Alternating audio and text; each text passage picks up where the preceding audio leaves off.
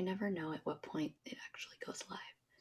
So I keep on testing myself. All right, let's start the show.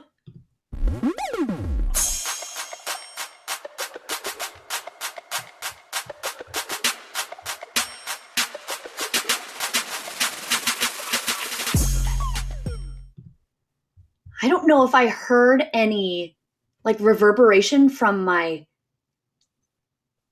computer, my new computer, to my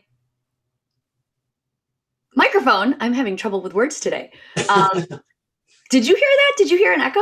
I heard nothing. So Okay. It was only on your speakers. So I'm just making stuff up, which is great because I'm creating my own technical problems. But hey, everyone, welcome to Cheerful Conversations, episode 37. We're almost at my age. I don't know. I'm going to get to that point where I'd be like, it's episode 39 and I'm 39. But I'm so excited to introduce my co-host for this week. His name is James Cook. Hey, James. Hey. Thank you so much for being here. I'm so excited to talk about what we're going to talk about. I'm looking forward to it. Yes. All right. So we've got a theme today, which is crafting your life story. And I will just caveat by saying I have a new computer, a new view. So I'm anticipating some technical difficulties, but maybe not. Maybe I'm just getting scared because I make mistakes all the time. But we're going to talk about all this fun stuff after we do the usual intro stuff. And I'm just so excited about this conversation that we're going to have about the power of storytelling, all things about stories. I love storytelling. I talk too much, which James, he decided to point out to me when we were prepping for the show, and he's like, I'm not going to talk as much as you because I'm a writer. And I'm like, oh, a burn. But I didn't take it as a bad thing because I know. No. I talk a lot. So, James, why don't you tell everybody what it is that you do in life and what lights you up? I would say I'm at core a multi-potentialite, which is a great TED Talk. Check it out. But right now I'm focusing on writing in this iteration of my career. I've been through many iterations, business attempts and everything, but writing has been something that's been consistent throughout my life.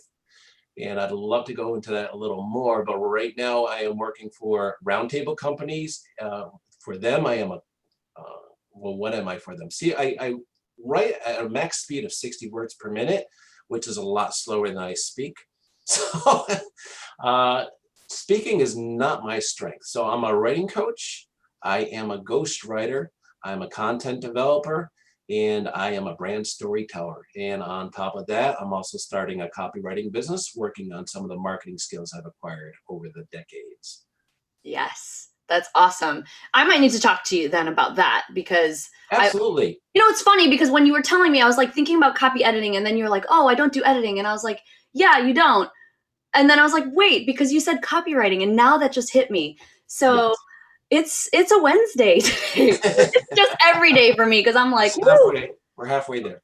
I know. So because I have this, I don't know if you can see it. Nope. There's this little sticky note that's on my wall that's like 15 by 15. And I was like, I need to like redo or just do in general like a bunch of, and maybe this isn't exactly what you want to do, or is it more on the book side, or is it more on just like you said marketing, right? It's marketing, copywriting specifically, and I would love to be in the coaching, personal development, and speaking niche. Yes. I love working with those people. Because I need to make like funnels for my email marketing. This has been on my annoying list. We were talking about how we have these like long to-do lists that just never end. And so he has an annoying list. I should start calling my annoying list, but that's like my entire list. But yeah, email marketing funnels is like something that I've wanted to do for like 3 years that I haven't done yet. So maybe we'll have to talk about that. But okay, so he's starting this business. So if you are similar where you might need some help and you're in that personal development space and you need help with copywriting, you can check him out. And I have your link probably in the video so that people can check. I'm sure Kyle took care of that. Yes. Awesome. Okay. So we know what you do. We'll talk a little bit about some of the things you mentioned in what you do, because that's similar to how we met. So we originally met through 30 Days of Hustle by John Acuff, right? Yes. And what I loved about it was that I think that you and I, and maybe like one or two other people, we were just very active in the group. We were. Just always sharing what was happening every day. We both did our like a video challenge along with the hustling that we were doing, and I was finishing writing my book, and you were working on like this. You tell me, because we were talking about it, and I was like, "Is that what you were doing?"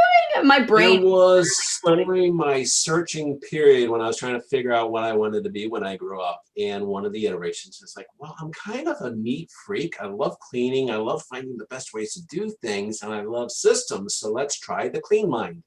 And so I launched the cleanmind.com, which was about helping people organize and clean their home. Yes. And with the John Acuff 30 Days of Hustle, which hats off to him. Make sure you give him props below. Yeah. Hats off to that program is I dedicated 30 straight days of really working hard on this business and getting it launched, and realized this sucks. I don't want to be doing this. It gave me that clarity to realize this is not a good alignment. And I can't imagine how much time I would have wasted had I not done the 30 Days of Hustle, trying to pursue this and trying to make time for it and make excuses, and realize it's not an alignment with what I wanted to really do. Yeah.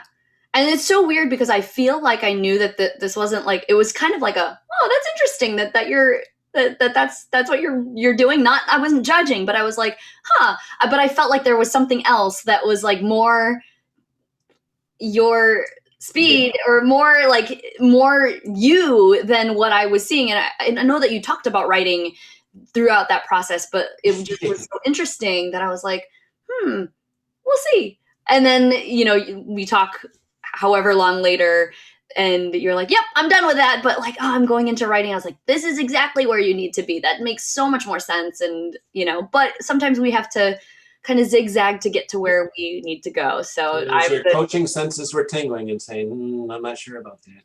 No, I mean, but it's not a coach's job to judge or whatever. And it's a tingling. It's your feelings saying, Yeah. And sometimes I'm like, you know what? Sometimes if you have this strong conviction that you need to do this now, then maybe that is what you need to do. And I fully support it, because it will eventually take you to where you need to go. And I think that, same thing with me. I feel like coaching, as much as I love doing coaching and impacting people, I'm like now seeing like, okay, this was supposed to be the jump to the bigger scale that I will be diving into, which we'll talk more about as we do storytelling. But yeah. But it's amazing, because now I'm like starting to figure out, that maybe is also a stepping stone to something else. Who knows? But it's all a part of our own journey and our story and all that fantastic stuff. Our story. So full circle. Yep, exactly. I'm now using like two computers where I'm like, I have my notes, but then it just decided to disappear and I have to log in again. So there's my next technical difficulty. Okay. So the next question, which you said that you struggled with, is this question that I ask everybody, all my co-hosts. What do you geek out on? And this can be a fun fact. This can be just something that is kind of quirky that you really, really have a lot of passion around, but it just isn't what people would expect. And just to give everybody a backstory, as we're talking about stories today, on why I ask this question is because I mentioned that a lot of times the people who I bring on the show are doing what they are passionate about. And it's not very often that I will, interview somebody or have a co-host who works in corporate, who has their specialty in their day job, but then has this passion on the side. And so I, like to ask this question because it gives another layer to my co-host that you don't typically see. And I, geek out on a lot of things, but then I start weaving them into my business. And so then I can't say it's part of what I do in business, right? It's like, oh, I geek out on improv. Oh, wait, I'm embedding that into my business now. But that's why I don't answer your dance videos to know that that's one of the things you geek out about too. Yeah, you're doing it for your videos. So. Yeah, like I geek out on video editing. Let's do that. Like, so yeah, I'm constantly figuring out what these things are that I geek out on and figuring out how to embed them in my business. But not everybody does that. So it's great to hear like, what's that other thing that you geek out on. So back to you. What is the thing you geek out on? Well, that's the thing, like I was sharing before the show started, is it was so hard for me to decide. It's like, well, I really like golf, but am I geeky about golf? And it's like, I really like Marvel and Marvel movies, but then you meet these people who it's like they went to some unknown graduate program on comic books, and they're like, well, if you look at episode 357 of Iron Man, they actually got the technically. It's like, so I'm not a geek in that. I'm an admirer. So Yes. as a writer, as a wordsmith, I take these words very literally. Yes. And I was like, so what am I really geeky about? And it's really paranormal, which strikes a lot of people weird. And only my friends know that I'm kind of geeky about paranormal and everything paranormal, because I grew up in a haunted house.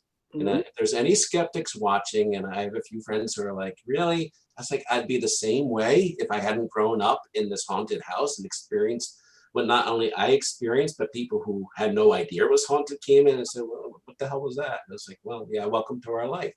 So I'm really fascinated about the science behind that. And it's so hard because you're dealing with things that are not predictable. So how do you test that scientifically? Yeah. And I would love to get into ghost hunting as a side passion if I got to free up some time here once my daughter's a little older. How do we make that into a business opportunity? Oh my gosh. That would be a pure passion project. No financial there. Oh my God. Yeah, no, that's awesome. Because I kind of geek out on that stuff too. We went to a couple like ghost tours when we were in New Orleans, because that's like, that is a super creepy, so historic place. Yes. But I love that stuff too. So again, that's something that not enough to try to weave it into my business, but maybe I'll go do a video. Figure out a way. I'll figure out a way, and I'll like tag you on the video. I'll be like, inspired by James Cook. Awesome. Okay, and then the next thing, which I'm gonna love the fact that I actually have somebody who works for roundtable companies that understands this game that I've turned into. Yeah, and you got to tell Corey, I don't know if you told them that I do this every show, like use 37 of these cards. But basically, I don't know. Do you have any other backstory on these cards because I just usually say like, oh, I met Corey through, your friend. And like, these are such, I love vulnerability. I actually am getting the word tattooed on my arm this weekend. And so, awesome.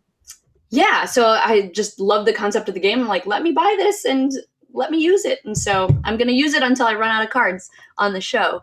But yeah, it's super fun. Great way to connect with people. And my story behind that, it's how I found into Roundtable, because when I connected you with Corey, I was not working for Roundtable. I was just engaged with him on social media. He was, they were the primary sponsor at the Writer's Digest conference.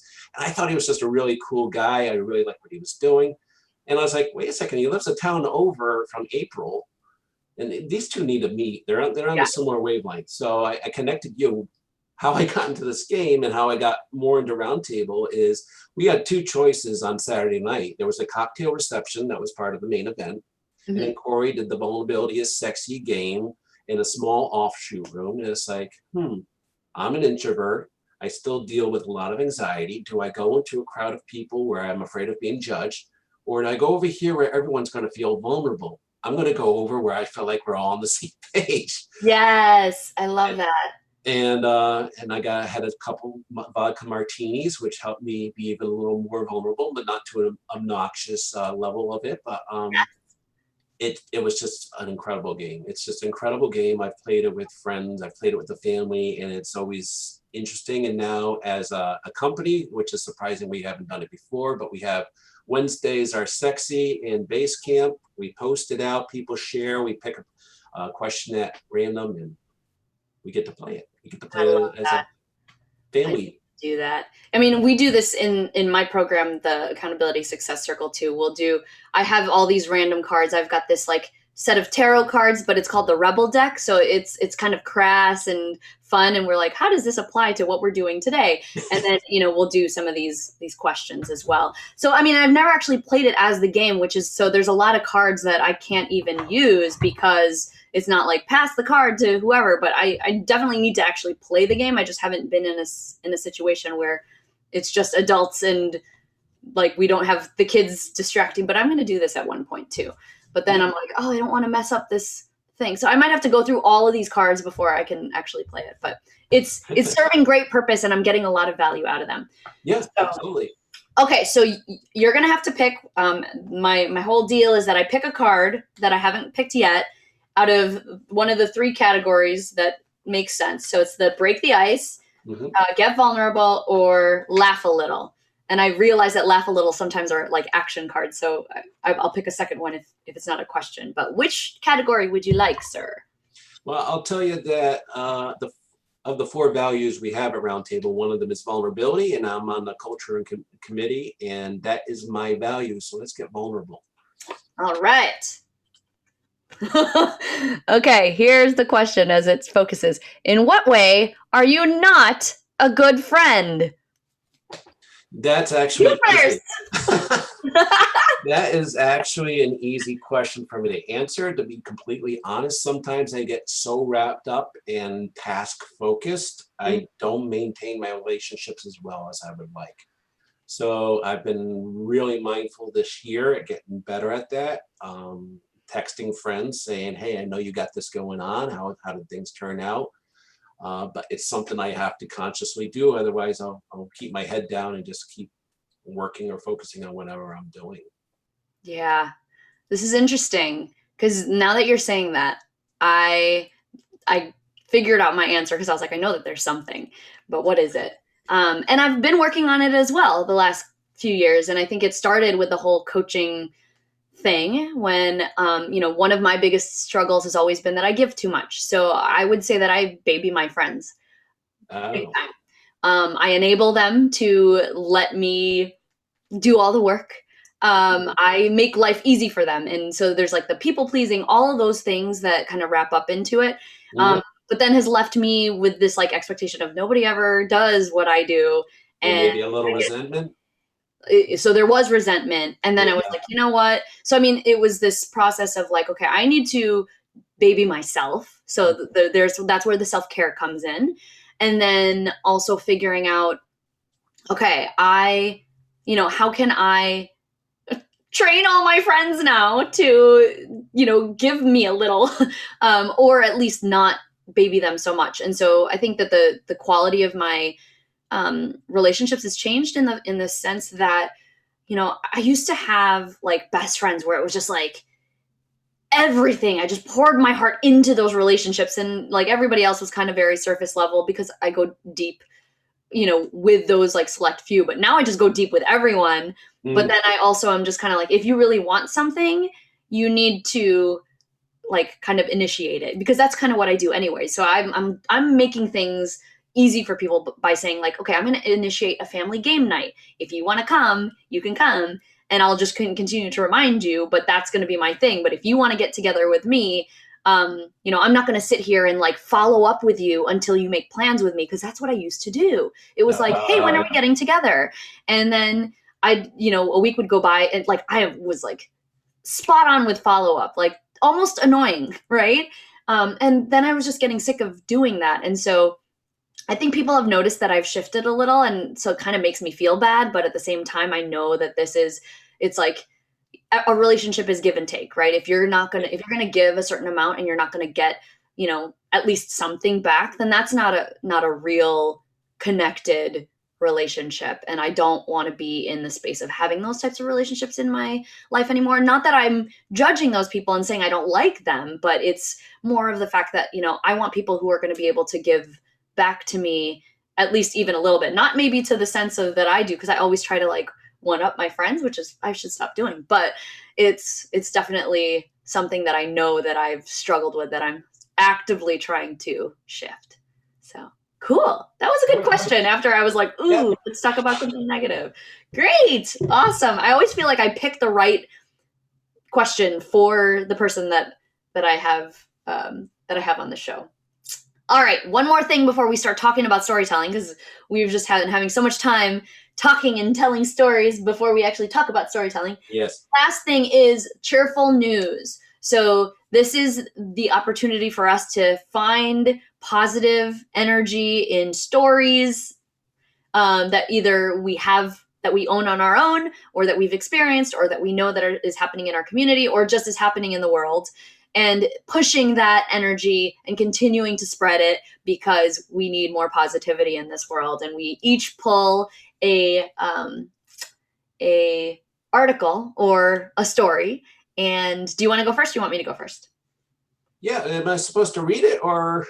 You can just summarize it, so you don't have to do anything crazy, like share it on, but Yeah. to kind of talk about the story. I'll go first. That way, if you copy, you're better, going off the cuff and improving than I am. So. Oh, so like if we have the same story, we have the same story, and it's so hard to find positive news, and I typically try to avoid news unless it affects me. Like, I will keep up on politics, like what's going on with this whole situation in Washington. Yeah. I try to stay, 12 teens die in Alabama bus crash. It's like, well, that's just heart-wrenching, and I can't do anything about it. So yeah. This is the same conversation that happens like every episode. We're like, it's really hard to find positive news, which is why I am going to create a media place that has all positive news. Like, it is an easy place to find. But we'll talk about that later. I would be excited about that. So what I did find appropriately was about writing. So this is a good story about writing. A British teen who was 15 years old, Taryn Everdeen, when she wrote to her an author she's been a longtime fan of, 84-year-old Carolyn Meyer, who lives in Albuquerque. So we have Taryn, Everdeen, who's living in England, no relationship to Katniss that I'm aware of. Yeah. And then you have Carolyn Meyer, who's a prolific historic novel writer. And she wrote her saying how much she loved history because of reading her books as a child and growing up, that she wants to be a writer. Well, Carolyn invited her over to Albuquerque. They spent time together, and she's collaborating on her books with her now. They're great friends. They hang out together, and she says, I feel more like she's a friend than a mentor, but she's learning so much about writing from her. I was like, that is such a cool relationship. That's awesome. Oh, that's really, really nice. I just love hearing these stories, like people coming together and like forming these awesome bonds. Totally geek out on those. My story, if I can find it, I've lately been trying to just use CNN because it's just, I have it bookmarked out of all the other places. And sometimes it's hard to find news there. But they have this article about, and this hits a chord with me because I was a teacher for 3 years, and I've always just, I believe that teaching is one of the hardest and most impactful things, careers that people can have. And there's not enough, they never put enough money into teaching, and I don't know how to change that, just, the way of the world and all that. But so there was an article about how, and the headline reads, Black men make up only 2% of teachers in the US. Oh, wow. So there's this group that's called Call Me Mister that has had a movement where they're trying to infuse more, or, infuse education with more men and minorities, and just trying to even the pace for that, especially because of the fact that our populations are becoming more and more diverse by the year or by the decade. And when you see people like that you can kind of relate to with your culture, it kind of gives you this better sense of connectivity. And so, I just think and I kind of just glanced through the article because I was like, oh, this is really, really great. But I think the concept of it that I want to take away from it is this idea that, when things don't seem equitable, or there's opportunities where there can be further bonding, we have to leverage those opportunities. And, by just, the article started by talking about this guy who was a senior in high school, and he wanted to become a psychiatrist, but then he met this kid who basically said, you look like a rapper. And he was like, well, I could have more impact in the classroom. But then it also leads to this idea of, how do you support these people, knowing that, it's kind of a career path that doesn't, make as much money as some other career paths that are, not as impactful. And how do we start making that shift? And so it is by groups like this where where the pendulum swings, and we can't give up on those things, or things will never change. And so it's this idea of constantly having to, you know, put effort into the change you want to see, or it's not going to happen. And so that was a positive story that kind of struck a chord with me today. Yeah, and this whole concept of not being able to make a difference, or thinking that it's too small to make a difference, Yeah, is a story we tell ourselves that, allows things to continue the way they are without an excuse. Yeah. totally. Yeah. And so that's a perfect segue into talking about our theme for today, which is crafting your life story. And we're going to talk about just the concept of storytelling. And, James, when we were prepping for this episode, I mean, I think that we have so many different perspectives to share with regard to storytelling. I want to kind of throw it to you first and see if there's anything that in particular that you'd like to start off with before I kind of dive into my points. Um, well, I'd like to clarify first that this isn't about writing your memoir, which Yes. the title, it certainly sounds, but in a way it is, and Mhm. that sounds confusing. So let me qualify that and give that Yes. more context, because Yeah. you are the protagonist in your own story. You have a backstory, you have a plot that is unfolding as you go forward, and everything that happened up until this page, this moment right now, all of that only led to where the story starts. And when you're writing an actual story as a writer, you have to decide, and one of the biggest decisions to decide is, where do we start this story? Like I already mentioned Katniss Everdeen. So with her story, you start off in, all right, she's already lost her father. You got this big event coming up. I want to call it the reckoning, but so whatever it was called, the selecting or whatever it was called. And then she's worried about her sister being taken, and her mother's absent. So we're thrown into the story in the midst of all this turmoil and all this event about to happen. We could start it anywhere. We could have started with her, the little girl, with her father, and getting to know him, and maybe making that, or we could have started with her about to enter the Hunger Games and flash back to how she got there. It's Yeah. the same with our own stories. Yeah. We chose, we can say, well, this happened to me back then, so that's why I'm here now. Or we can say, well, that only got me to this point. Now the story starts. Yeah.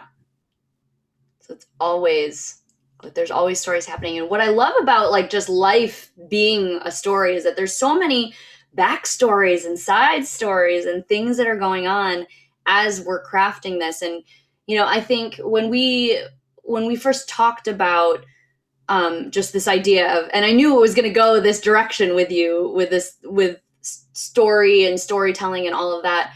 But I think, when I was reading through, your first perspectives, I was like, we need to think about our lives as that we, not only is, the story happening and unfolding with us being the center of our own story, but we can also impact and influence how that story, what comes next in that story. Yes. So I want to talk about that as well. So I think it's a super powerful way to connect with people.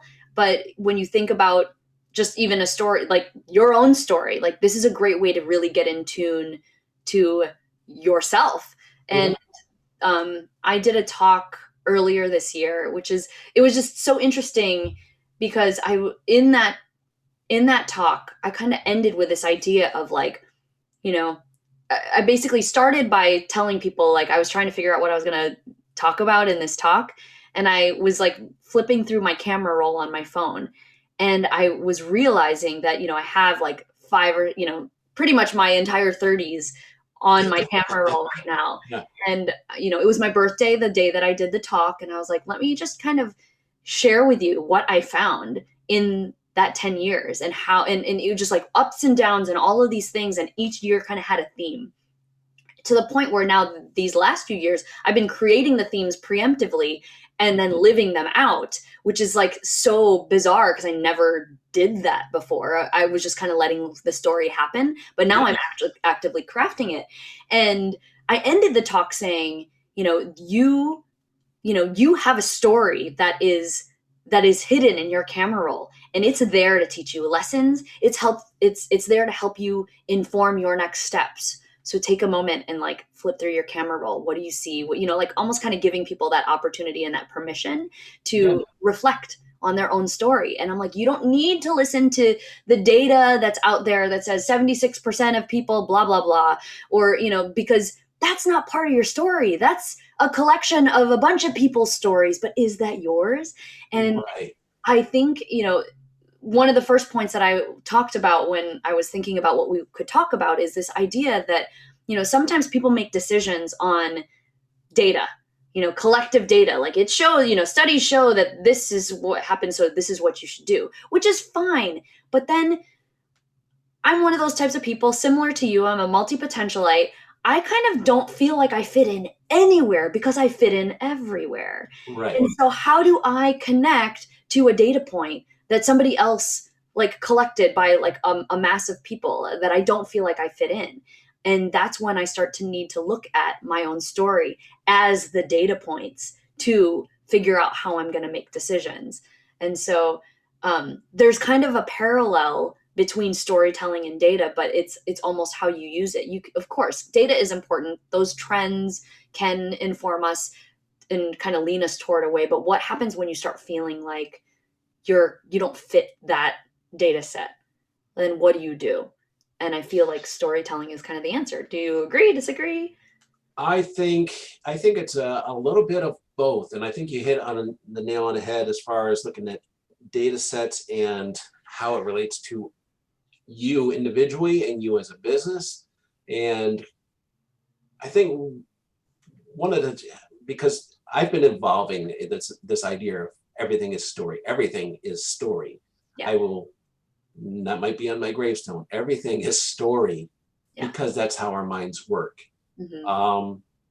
And one of the things that came out of that for me in the data sets is that I had a life coach before I knew you, and I still touch base with him, and I still hire him when I feel stuck. And it was one of the first light bulb moments, because I was like, Jack, I'm trying to do all this. He says, well, let's go through your goals. And I set my goals down. I said, I want to accomplish this, and I want to do it by then. And he's like, why? It's like, what do you mean, why? Well, I want to do this. I want to do this for my family. I want to be there. He says, yeah, no, back up. Why? Why do you think you need to be that? And I didn't have an answer. And he helped me realize that I was living someone else's vision of success. Mm. I was living, this is what it should be. And when we're following data, where we're saying, well, my company, we should be hitting, we should have 15% growth. Otherwise, based on what? Based on what other people are doing? Because if you want to be a leader in your group, your industry, your skill set, you can't be with everyone else. Mm-hmm. You have to branch out. You have to be different. You have to find out what that story is for you. Not only be, the purple cow, like Seth Godin says, but Yeah. to be authentically who you are, which, guess what? There's only one of you, and there's only one company that you can run, and there's only one version. And like one of the things I'm learning on the ghostwriting side, I'm learning about the processes of culture in this very complex business system, which is fascinating. And it's very detailed, but the overarching story to this, bringing it back, is that a lot of companies, where they fail, like if they try to adopt lean manufacturing, you've heard of lean, the lean concepts. What I've learned from the story, the author I'm helping, is the reason most lean fails in the United States, it was adopted by Toyota, is because they went over and said, hey, what are you doing here? This is great, but not realizing their systems were only 5% of the story. Yeah. The core 95% of the work they do is in culture and in behavior relating to each other. So we try to copy other people's techniques, but we're only copying part of the story. We're trying to write the Hunger Games, but we're coming up with this really shallow, undeveloped piece of garbage that no one wants to read. Yeah. And so this is interesting because it also kind of, there's this whole, I don't even know how to like dive into this whole thing about, just me starting my business over the last 5 years. And when you are done being a coach, and maybe this is just like entrepreneurship in general, you have all of these resources that are coming at you. Like, here's what you need to do to grow your business, grow your following, get more clients, make more money, blah, blah, blah, blah, blah. And people have processes, and that's great. But then you sign up with a business coach, or you sign up for an online program that kind of walks you through those steps, but it doesn't provide everything, right? Mm. And if it does provide everything, it's asking you, it's leaving you with very open-ended questions, which a lot of times when you're trying to start a business, you're like, I just want the answers. And Right. then you do, you get the answers, and then you do it, and then you can't replicate the same thing that you maybe invested in or whatever, and then you're left to basically, you're left frustrated because you're like, well, I just spent all that money on that thing and it didn't work. And I think a lot of times people don't realize, like, the type of personality that you have will dictate who you are in business. And that's why those programs that are more open-ended are probably more impactful, because they're asking you to reflect on your own data and your own information and your own story in order to inform the decisions that you make. So there's not a one size fits all. And that's a lot of what my business is about. It's like, okay, I could sit here and I can help you run a business, but I'm not going to follow a process. I have a checklist of things that we need to think about, but we might want to work on some things before others, depending on the context that you have and the education that you're going to need to, start this business, or how much capital you have. We have different things that we need to look at, and so the process is never the same, never 100% the same. Maybe there's definite components, but it's not all there. And so the whole power of this, like, understanding your own story as Mhm. a means to make those decisions, I think is so important. And I think it gets left out a lot because people are like, I just want a quick fix, I just want the answers, I just want this to be the thing. And we're in this society that is so rushed already, so it's like we just want the thing to work, and if it doesn't, then forget it, it's not a good idea anymore. So there, it's kind of also what our society has crafted. So it's interesting. And you're a mother, and it's similar to when my wife, month 5, I want this thing out of me. I'm done with being sick. I'm done with being sweaty in the middle of summer and not being comfortable. But you can't. There's a process. It has to unfold. It has to unfold naturally. Yeah. And this story was, and imagine if we could. It's like, imagine if there was a woman going around. It's like, well, I gave birth in 3 months. Why are you taking so long? And using that as, that social proof that we look for, that's so deceptive. Yeah. Um, so holds us back. And I want to take it to another level. And I don't even know where I'm going with this. I'm kind of, Yeah. things I've learned from Corey is pay attention to your body. What's going on here? It's Yeah. gonna be No, weird. it's so important. But I think there's so much more to the story about what you're talking about with coaching people, because one, yeah, they want the answers and they want a direction. And I'm a little bit like that when I was trying to find my own way. But the reason I wanted that is like, just give me the steps to get there. And all I got was the same thing as you. It's like, well, here's a toolbox. I was like, great, I can't use all of them on this project, right? Or am I supposed to use all of them? Which, I'm looking for someone that, you want that, start a franchise. Yeah. You know, you'll have everything you want and none of the freedom. Yeah. Or you can find out what you really, really want and really dive through it and realize, well, why do you say you want this business? Because before you say, well, how do you get, I want to get to, I don't know, Mount Everest. Let's use a real example. I want to get to Mount Everest. Well, great. There's lots of ways you can go to ship. You can take a flight. You can, I don't know, take a water taxi around the Cape Horn, whatever ways you can get there. Yeah. But to sit back and say, well, why do you want to go to Mount Everest? Well, I want to prove to people that I can do something worthwhile. Yeah. So, do you need to climb Mount Everest to do that? Yeah. Well, no. Then why even going down that path? For me, being a writer, why did it take me to be 40 to realize I'm a writer. I've been writing every day since I was 6. When I wrote a screenplay about people who disappear in a laundry basket, but nobody would buy the dry ice, which was one special effect I needed. So therefore the project died. You know, I didn't have a big producer in my back pocket to pay for this. So, but I've been writing. I wrote a comic book for my teacher when I was homesick. I've written poems, and then I got into school and I got into actual writing. And I remember, you know, being there with symbolism, and they're talking about why did the protagonist select a blue pen? What does that represent? It's like, maybe it's just a color. You know, maybe we're reading too much into this.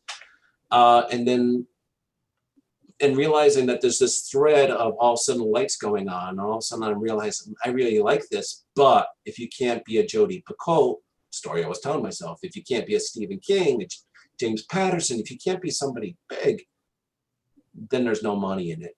So I was following this idea of what success was, which was having a business that was official and changing the world and doing all this thing, but it wasn't me. Yeah. So not only going back to the story of the coaching, it's not just deciding that I need all the answers and I need it now, but peeling back the layers. What's the theme here? What are you trying to fill? Is this really what you're supposed to be doing? Yeah. What's the story? You're telling yourself that you need this. Yeah. And I've had so many of those, and you know, it is so funny that you keep on talking about this, you know, definition of success that you were following, or, you know, and people do this because that's my story too. It was like, all right, I'm going to check all these things off the list, have kids, get married, get a house, blah, blah, blah, Yep. nice car, blah, blah, blah. And then what? There's always going to be, and then what after that? So if you keep on just trying to check things off the list, you're going to get to a point that then you're going to have to one up yourself again. And that's exhausting. And so a lot of, you know, even in the last couple of years, I've just been like, how can I just be okay with being okay with what I've created so far, and maybe take some time off and not create more. And it's been a struggle for sure, because I feel like I've always been wired. The story that I was telling myself is that if I'm not working super hard, then I'm not successful.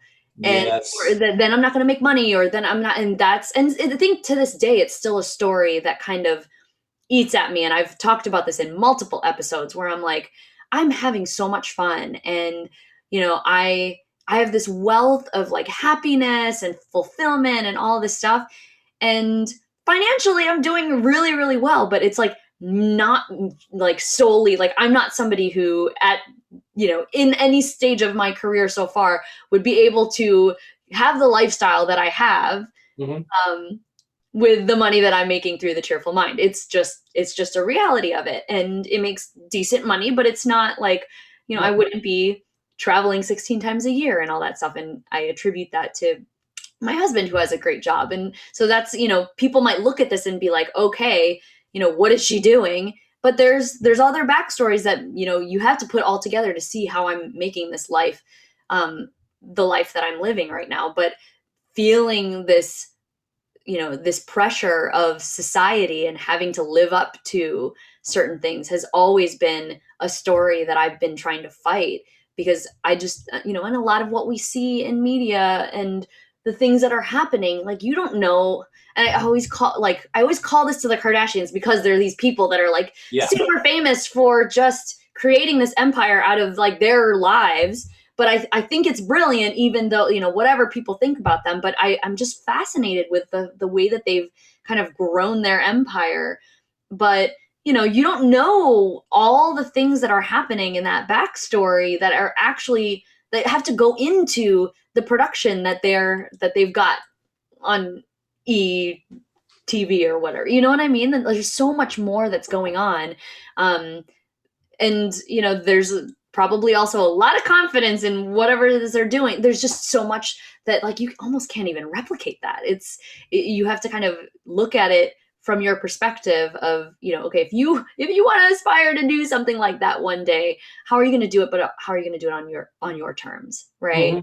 Mm-hmm. And using the story that you have. I mean, they grew up in like rich people California, and and so they were surrounded by that. So of course, like some of their story came to fruition because it was easier. Mhm. Somebody like me won't have that, but not to say that I can't make a story similar, where I find success like that if that was what I wanted, which it's not. But it, you can there's still that opportunity to kind of manipulate, not manipulate in a bad way, but to manipulate your story rather than letting it just happen to you, but looking at what gifts and what connections and what opportunities you have in front of you, and using that as a springboard to your next thing.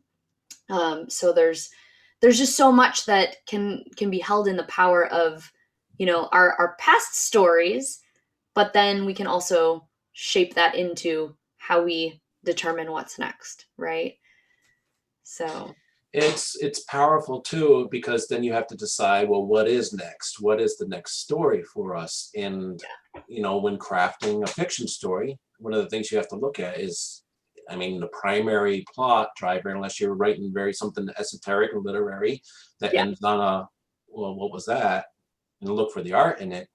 If you're looking, most stories, the the hero's journey, you have to decide, well, what is it the character wants? What is he really wants? Is it to catch the killer? No, that's the action, that's the plot. But what does the character want?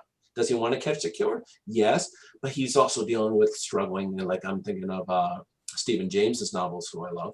He's struggling with an also a daughter who is his adopted daughter, who, because her mother died soon after they married, and he's also dealing with this personal relationship and somebody. So there's all these other subplots, and you have to decide, what do I want in my story? What do I really want?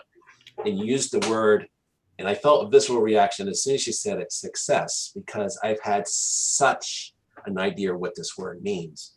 And again, words have so much meaning. What does success mean?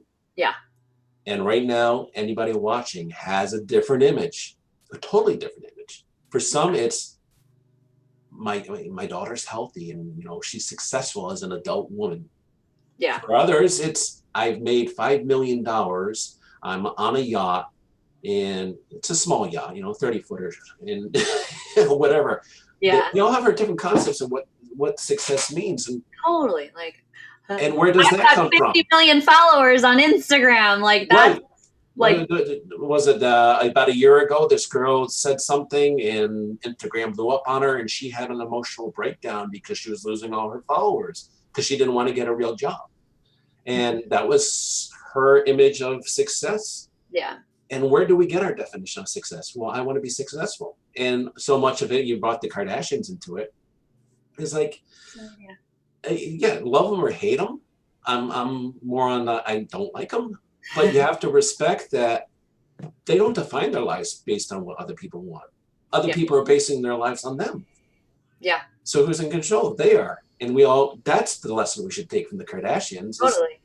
this is my definition of success. Well, your definition sucks. I wasn't asking you. you know, Yeah, this is what yeah, I want, and that's what I want.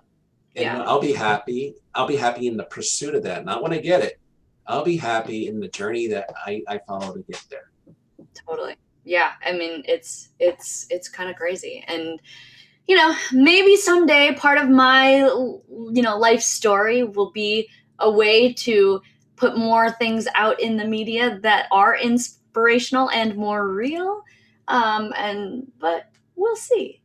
But okay, so if we think about all of this, and we're trying to come to sort of the moral of this story, of this episode, right? We want to inspire people to understand that story has such a big impact on who we are, what we've done, what we've accomplished, and what we do next. But if we were going to leverage the power of storytelling, or just stories in general, to help us determine what's next in our lives, like, what would be a process that you would go through, or that you would recommend people kind of go through as they do their own story crafting for themselves?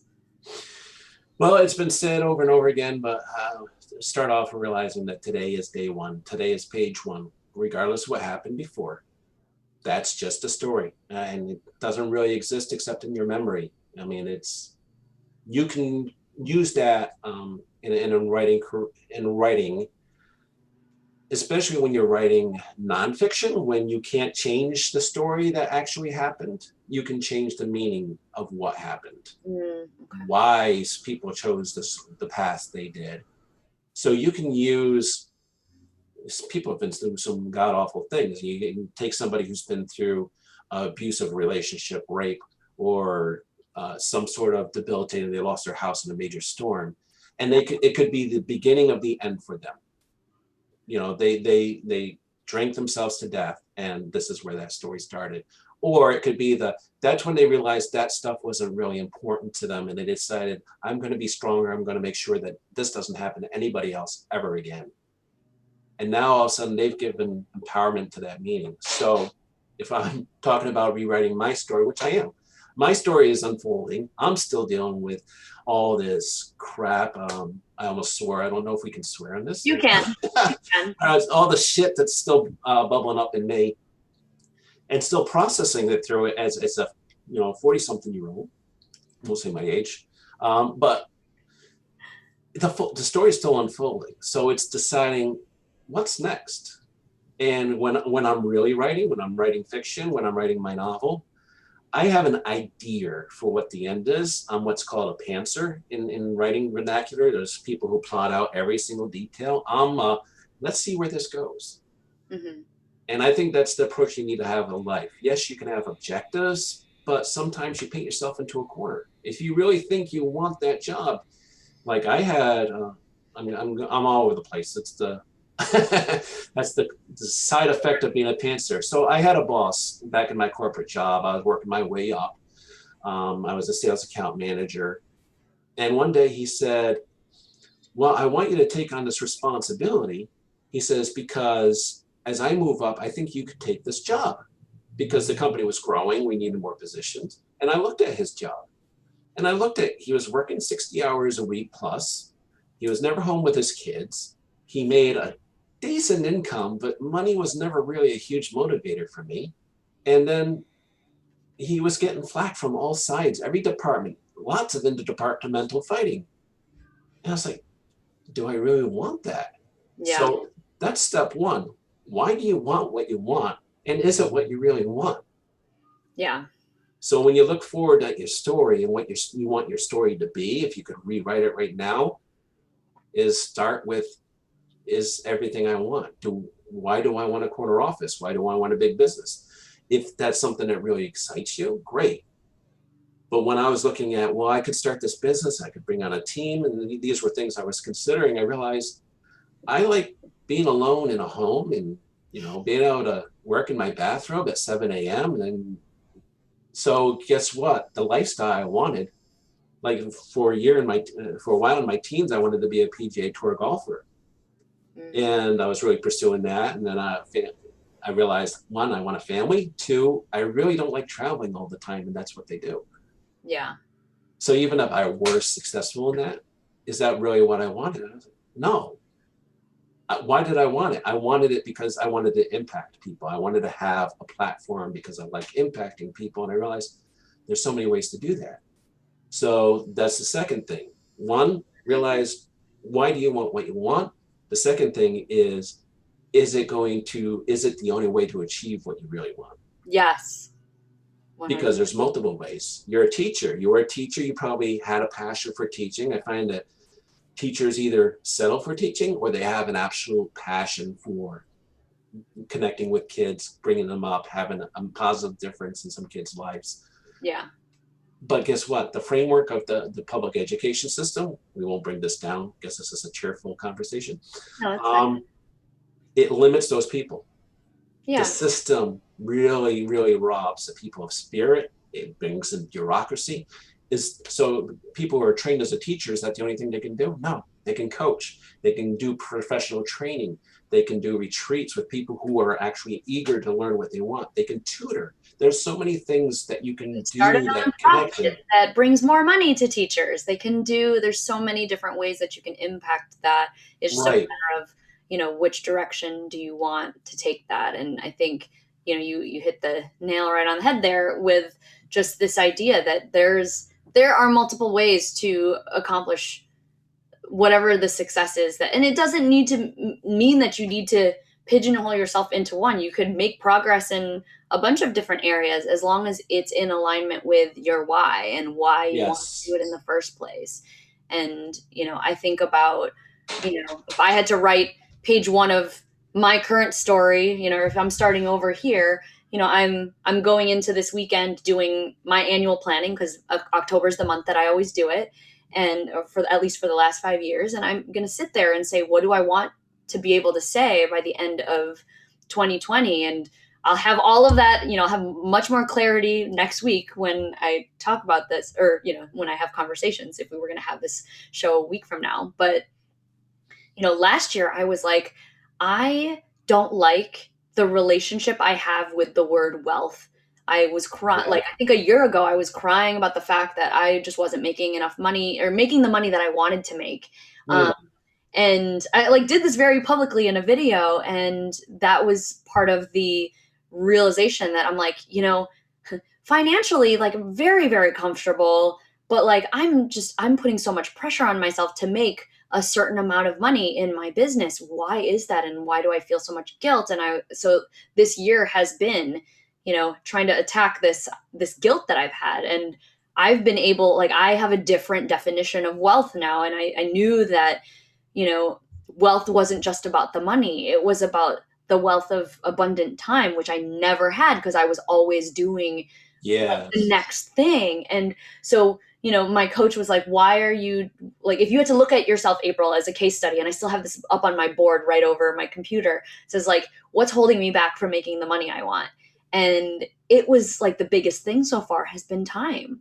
And that's why I'm doing things like decluttering my house. And because I'm just like, those things are taking my brain energy from being able to be like, all Mm. right, I'm going to do this. And then at the very end of it, now I'm realizing that I really have this passion to see a bigger scale change in terms of this whole happiness thing that I want to put more time into, which is, again, going to make, not going to make money for a number of years, but I have Right. to get myself in this place where I'm making enough money to kind of hold me over so that I can do this thing that I'm realizing is my new life calling. So I wouldn't have known this a year ago, that I wanted to create a new media company. Like, that was never on my radar, but it was like, I think last year I was like, I want to just, do something that is on TV. Almost had the chance to be on a game show, and that didn't work out. That's But then right. it was like, wow, like, there's so much that's happening, and all of these things are leading up, like, they're all parts of this story that, hopefully will someday be documented on Wikipedia long after I'm gone, and they'll be like, okay, this April with a Y girl with this last name that's hard to pronounce, that's what she did, and be known for that. And even if I don't make, all the progress, or even if I just get it started, like, that's a success for me. And doing that while I'm not stressed out, while I'm not like digging my own grave Yeah. actively while I'm alive, like, that's all important to me. So a lot of it has also been slowing down, and all of that. There's just so much that goes into writing a story, but you also have to kind of be diligent with it and continue to write and continue to figure out the different aspects of the character, which is you, right? And figuring out, okay, this person is kind of hitting this wall here, this person is hitting this wall, what can we introduce next, and where can we take that? And it's so powerful, and you can still, like, wing it a little Yeah. bit. You don't have to have it all planned out, but when you start kind of proactively planning the story, you could start to, start actually typing the words out. I'm like using all these metaphors now, and then kind of see how it develops over time. So I think that it's such a great way, a different way to think about how you accomplish your goals, how you acknowledge that your life is something that's just different than, just letting it all happen, right? Absolutely. So Absolutely. And which it's interesting. So many things are hitting me, and I know we don't have much time, but it's just the idea that you are in a lot more control than you think, and you have to question your own motives. But also, not only are you the protagonist in your story, you're someone's sidekick, you're somebody's mentor, you're Yes. somebody's antagonist.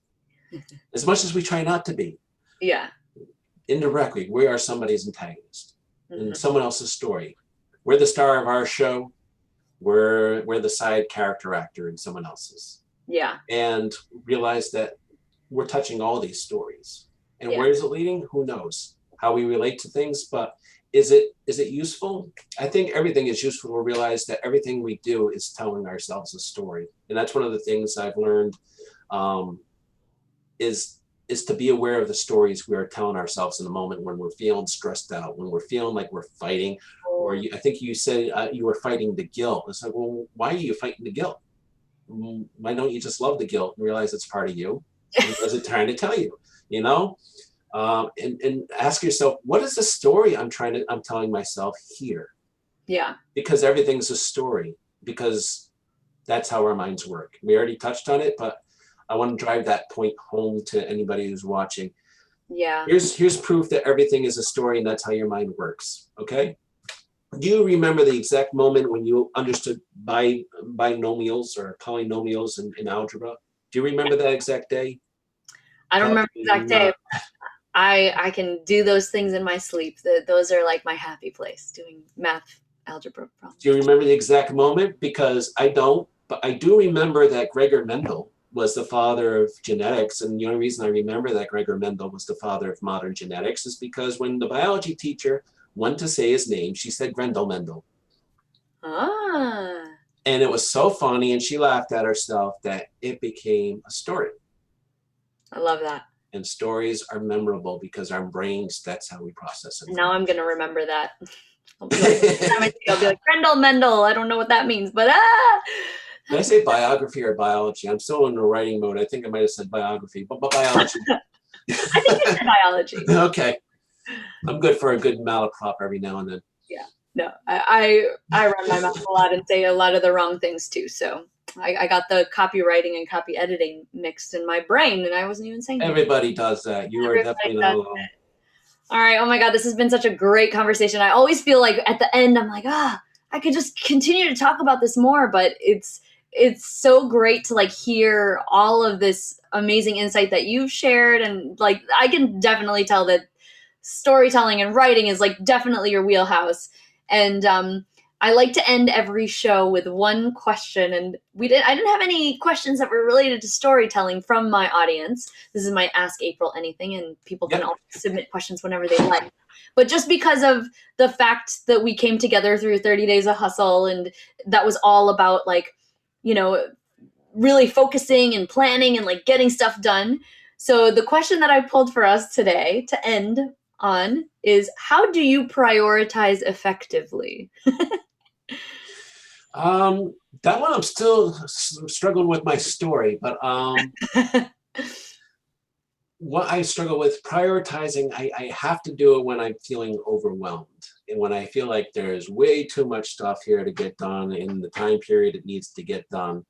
And I can get so wrapped up in the story I tell myself, see, I keep bringing it back, It's so that it's impossible. It's impossible to do this. It's impossible to do this. It's impossible to do this. Well, that's a lie. All stories are lies, by the way. yeah, They either help us or they don't. So what's the story that can help me is that, well, you know what? I can't finish this whole chapter because this whole chapter is going to take 8 hours to write, but I can spend an hour on it. yeah. And that's all I focus on. When I get my to-do list, I clear everything off. I put 3 things on it. And then when I've done those 3 things, I look at the next 3 things. Yeah. And Is that's that how I what you prioritize. learned from John, or is that because that's exactly what I do too? I don't know. I probably learned it from 500 different people. And it's amalgam in my head. I'm probably stealing from everyone. It's like I mean, I know a lot of times, I mean, I've kind of gotten away from the 3 things because I now like literally like schedule things in my calendar by the half hour or hour, depending on what it is that I need to do to take it. Or I'll block an entire day and like today is a bills day or something like that. But um, the way that I prioritize effectively is like constant planning. Every night I go to bed and I'm writing down, or on my good days, I'm writing down like by the hour what I'm doing by the hour and making sure that I am thinking about how much time it takes. Sometimes it's transportation that I'm doing. Sometimes it's all of this other stuff, but I have to be diligent about what I know is coming up. And my calendar is what makes me prioritize effectively, because, sometimes I might even put something on the calendar that I just can't do. And then I'll have to push it, but then I get annoyed by pushing it and delaying it further. But I'm, making sure that I have enough time, a lot of buffer. So And, I feel like this and is always the advice I give to people. And it's, I have so many questions about like prioritizing and planning. And I mean, I know that that's like my wheelhouse, but it takes a lot of diligence. and it really, really depends on your personality, because what you do stresses me out. I've tried it. Yeah. It doesn't work for me. Yeah. I mean, It and feels too rigid. I need something a little more organic and flexible. for sure. Yeah. And I mean, I think for me, and there's some days where it's like, I just let it all go. Like I have a task list every day that has like my daily routine, all the things that I need to do, like brushing my teeth in the morning and brushing my teeth at night. Like I find joy in like checking things off a list, but I have to Yeah. like, just so that I don't have it in my brain, because you were mentioning overwhelm, and like I can't, like the way that I can prioritize effectively is by not staying out of overwhelm as much as possible. And so my whole thing that I geek out on is planning, and it's very therapeutic for me to be like, okay, what did I not get done, what do I have to push to tomorrow, what where do I fit this? It's like a puzzle for me every day. Whereas some people are like, okay, I just need to do 3 things. Yeah. I just need to focus on getting those things done. I don't know how long they're going to take, but I've been doing this and actually like tracking my time. And so I've gotten really good at understanding the routines that I have and how long they take. So that's just the quirky side of me. But, I always work with people to figure out like, what's your own thing? But that's how I do it. Yep. So. Figure out your own thing. That's our advice. Figure out your own thing. Yes. Like start with what doesn't overwhelm you, right? I mean, it's kind of like If you feel stressed, yeah. If one you feel decision. stressed, it's not working. Yeah, exactly. So this was so much fun, and I don't want it to end, but I know that at this point there are some people that we're watching right now. That's awesome. It's like, yay. And they're starting to drop off, so that means it's time for us to go bye. Yeah. But thank you so much, James. I'm so grateful to have you on the show, and I hope everybody who has watched this has like a different perspective about how to use story as a way to do things in life. And Right. don't pay attention to data. That's my own. I'm like, yes, pay attention, but don't use that as your way of making a decision. Understand that you have a unique part of you that when you're watching somebody else's story, you might not even see the whole picture too. So it's not your story. Mm-hmm. Yeah, your story is the one that you know the best. So all right, thank you guys. Thank you everyone. We'll do episode 38 in a couple weeks. So thank you, and I'll see you guys soon. And I gotta find my mouse. And I was like, I have 2 mouses in front of me. I'm like, which one do I do? All right, bye guys.